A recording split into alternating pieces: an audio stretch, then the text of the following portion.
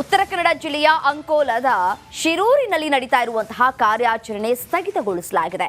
ಈಗಾಗಲೇ 9 ಜನರ ಮೃತದೇಹಗಳನ್ನು ಪತ್ತೆ ಮಾಡಲಾಗಿದ್ದು, ಸ್ಥಳೀಯರಾಗಿರುವಂತಹ 2 ಮೃತದೇಹಗಳು ಪೂರ್ಣ ಪ್ರಮಾಣದಲ್ಲಿ ದೊರೆತಿಲ್ಲ.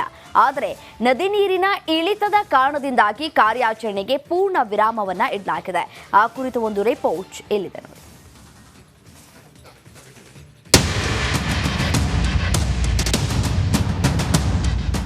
ಘೋರ ದುರಂತ. ಜುಲೈ 16ರಂದು ಉತ್ತರ ಕನ್ನಡ ಜಿಲ್ಲೆಯ ಅಂಕೋಲದಲ್ಲಿ ಸುರಿದ ಮಹಾಮಳೆಗೆ ಘನಘೋರ ದುರಂತವೇ ಸಂಭವಿಸಿತ್ತು.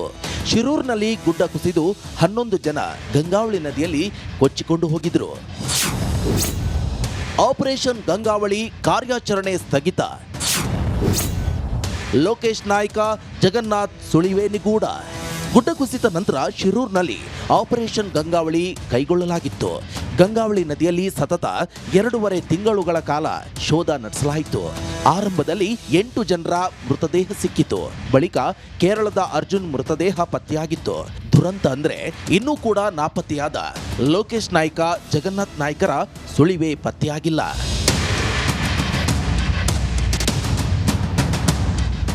ಶಿರೂರಿನ ಜಗನ್ನಾಥ್ ನಾಯ್ಕ, ಗಂಗೆಕೊಳ್ಳದ ಲೋಕೇಶ್ಗಾಗಿ ಸತತ ಕಾರ್ಯಾಚರಣೆ ನಡೆಸಲಾಗಿತ್ತು. ಖ್ಯಾತ ಮುಳುಗು ತಜ್ಞ ಈಶ್ವರ್ ಮಲ್ಪೆ ಕೂಡ ಹುಡುಕಾಟವನ್ನ ನಡೆಸಿದ್ರು. ಜಿಲ್ಲಾಡಳಿತ ಡ್ರೇಜಿಂಗ್ ಮತ್ತು ಬಾರ್ಜ್ಗಳ ಮೂಲಕ ಆಪರೇಷನ್ ಕೈಗೊಂಡಿತ್ತು. 2 ಸ್ಥಳೀಯರ ಪೈಕಿ 3 ದಿನದ ಹಿಂದೆ ನದಿಯಲ್ಲಿ ಓರ್ವನ ಮೂಳೆ ಸಿಕ್ಕಿದೆ. DNA ಪರೀಕ್ಷೆಗೆ ಕಳಿಸಲಾಗಿದ್ದು ಈವರೆಗೂ ವರದಿ ಬಂದಿಲ್ಲ. ಹೀಗಾಗಿ ಶೋಧ ಕಾರ್ಯಾಚರಣೆಯನ್ನ ಸ್ಥಗಿತಗೊಳಿಸಲಾಗಿದೆ. ಅಲ್ಲಿ ಲೋ ಟೈಡ್ ಇರೋದ್ರಿಂದ ನೀರು ಇದು ಕಡಿಮೆ ಆಗ್ತಾ ಇರೋದ್ರಿಂದ ಅಲ್ಲಿ ನಿಂತ್ಕೊಳ್ಳಿಕ್ಕೆ ಆಗಲ್ಲ ಅಂತ ಅವರು ಮೂವ್ ಮಾಡಿದ್ದಾರೆ. ಸೊ ಸದ್ಯಕ್ಕೆ ಸೈಡಲ್ಲಿ ಏನು ರೋಡ್ ಸೈಡಲ್ಲಿ ಎಲ್ಲಿ ಅಂಗಡಿ ಇತ್ತು ಅಲ್ಲಿ JCB ಇಟ್ಕೊಂಡು ಸ್ವಲ್ಪ ಎಕ್ಸ್ಕವೇಷನ್ ಮಾಡ್ತಾ ಇದ್ದೀವಿ. ಅಲ್ಲಿ ಏನಾದರೂ ನಮಗೆ ಮಿಸ್ಸಿಂಗ್ ಪರ್ಸನ್ ಏನಾದರೂ ಭಾಗ ಅಥವಾ ಮೂಳೆ ಸಿಗ್ಬೋದಾ ಅಂತ ನೋಡ್ತಾ ಇದ್ದೀವಿ. ಸೊ ಅಲ್ಲಿ ಸಕ್ಸಸ್ಫುಲ್ ಆಗುತ್ತಾ ನೋಡೋಣ. ನದಿಯಲ್ಲಿ ಇಳಿತಾ ಇರೋದ್ರಿಂದ ಕಾರ್ಯಾಚರಣೆ ನಡೆಸಲು ಸಾಧ್ಯವಾಗುತ್ತಿಲ್ಲ ಅಂತಾರೆ ರೆಸ್ಕ್ಯೂ ಆಪರೇಷನ್ ಟೀಮ್ನವರು. ಫಸ್ಟಾಗಿ ನಮಗೆ ಪೋರ್ಟ್ನವರು ನಮ್ಗೆ ಕರೆದು ನಮ್ಮ ಹತ್ರ ಡಿಸ್ಕಸ್ ಮಾಡಿದರು, ಏನೇನು ಕೊಡ್ಬೋದು ನೀವು ಅಂತ ಹೇಳ್ಕೊಂಡು ಈ ಕಾರ್ಯಾಚರಣೆಗೆ. ನಾವು ಅವರಿಗೆ ಬಾರ್ಜು ಮತ್ತು ಸಜೆಷನ್ ಮಾಡಿದ್ವಿ. ಯಾಕಂತಂದರೆ ಇಲ್ಲಿಯ ಲೊಕೇಶನ್ ಪ್ರಕಾರ ನೋಡಿದಾಗ ನಮಗೆ it is suitable for barge with ಬ್ಯಾಕೋ ಅಂತ ಹೇಳ್ಕೊಂಡು ಅದು ಸ್ಪಾಟ್ ಬಾರ್ಜು. ಯಾಕಂತಂದರೆ ಇಲ್ಲಿ ಕರೆಂಟ್ ಹೆಚ್ಚಿದೆ. ಈ ಕರೆಂಟ್ ಹೆಚ್ಚಿದ್ದಾಗ ನಾವು ಆ್ಯಂಕರ್ ಹಾಕಿ ನಿಲ್ಲಿಸಲಿಕ್ಕೆ ನಮ್ಗೆ ಆಗಲ್ಲ. ನಾಪತ್ತೆಯಾಗಿರೋ ಲೋಕೇಶ್ ನಾಯ್ಕ, ಜಗನ್ನಾಥ ನಾಯ್ಕ ಅದೆಲ್ಲಿದ್ದಾರೆ, ಹೇಗಿದ್ದಾರೆ ಅನ್ನೋದು ಆ ಗಂಗಾವಳಿ ನದಿಗಷ್ಟೇ ಗೊತ್ತು. ಇಲ್ಲಿ ಸ್ಥಳಕ್ಕೆ ಕರ್ಕೊಂಡ್ಬಂದು ತೋರ್ಸೋಣ ಅಂದರೆ ಇಲ್ಲಿ ಏನಾಗೈತೆ ಗೊತ್ತಾ, ಇಲ್ಲಿನ ಸ್ವಚ್ಛನೇ ಇಲ್ಲ. ಏನಾದರೂ ಅಧಿಕಾರಿಗಳು ಮತ್ತು ಜನಪ್ರತಿನಿಧಿಗಳು ಎಚ್ಚೆತ್ತು ಹಿರೇ ಮದಕರಿ ನಾಯಕರ ಸಮಾಧಿಯನ್ನು ಉಳಿಸೋಕೆ ಮುಂದಾಗ್ತಾರಾ ಅಂತ ಕಾದ್ ನೋಡ್ಬೇಕಷ್ಟೇ. ವಿಠಲ್ ಕ್ಯಾರವಾಡ್, ರಿಪಬ್ಲಿಕ್ ಕನ್ನಡ, ದಾವಣಗೆರೆ. ಪೂಜೆ ಪುನಸ್ಕಾರ ನಡೆಯಿತು. ಈ ವೇಳೆ ನೂರಾರು ಭಕ್ತರು ದೇವಿಯನ್ನ ಕಣ್ತುಂಬಿಕೊಂಡು ಪುನೀತರಾದರು.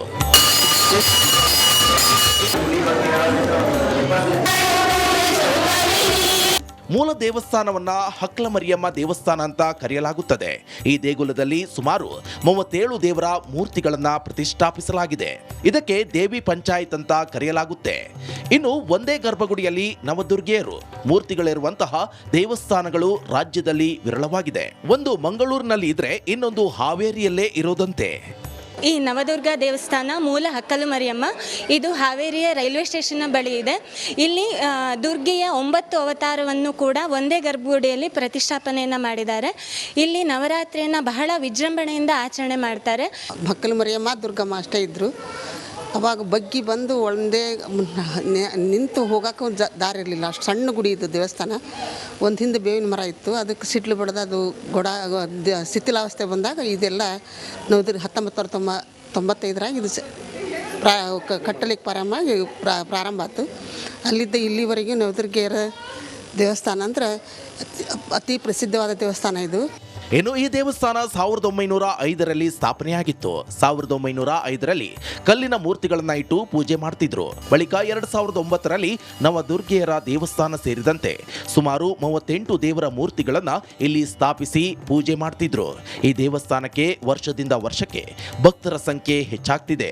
ದಿನವೂ ಒಂದೊಂದು ಬಣ್ಣದ ಸೀರೆಯುಟ್ಟು ನಾನಾ ಬಗೆಯ ಪೂಜೆ ಸಲ್ಲಿಸಲಾಗುತ್ತೆ ಅಂತಾರೆ ಬಂದ ಮಹಿಳಾ ಭಕ್ತರು.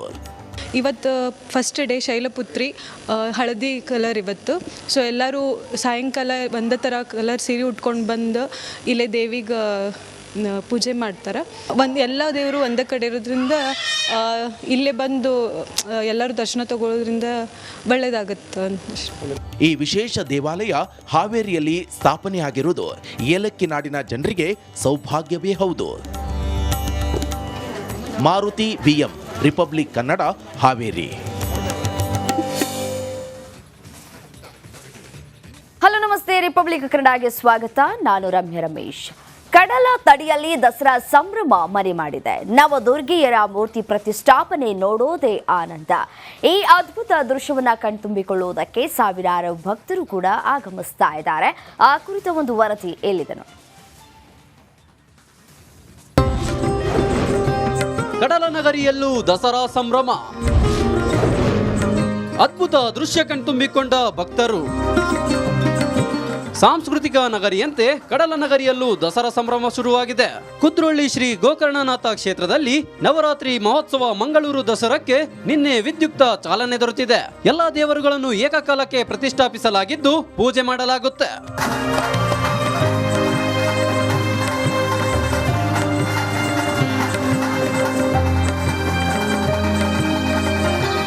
ಮಾನವ ಧರ್ಮವನ್ನು ಸಾರಿದಂತಹ ಜಗದ್ಗುರು ಬ್ರಹ್ಮಶ್ರೀ ನಾರಾಯಣ ಗುರುಗಳಿಂದ ಸ್ಥಾಪಿಸಲ್ಪಟ್ಟಂತಹ ಕುದ್ರೋಳಿ ಗೋಕರ್ಣನಾಥ ಕ್ಷೇತ್ರದಲ್ಲಿ 1935ರಿಂದಲೂ ಶಾರದಾ ಮಹೋತ್ಸವವನ್ನು ಆಚರಿಸಿಕೊಂಡು ಬರ್ತಾ ಇದ್ದೆವು.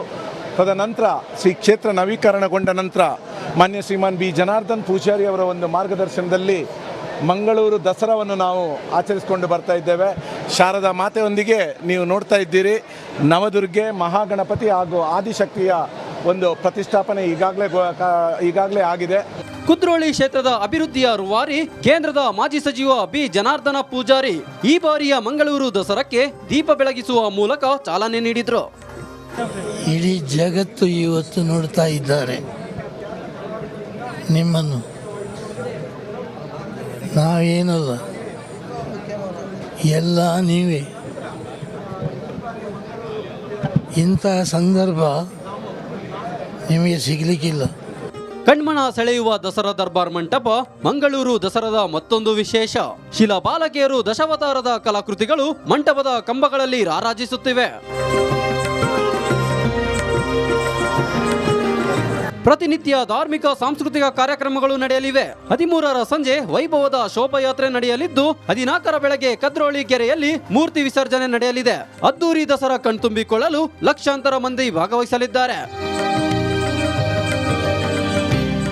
ದಿವಾಕರ್ ಪದ್ಮುಂಜ ಜೊತೆ ದಿನೇಶ್ ಕಾಶಿಪಟ್ನ, ರಿಪಬ್ಲಿಕ್ ಕನ್ನಡ, ಮಂಗಳೂರು.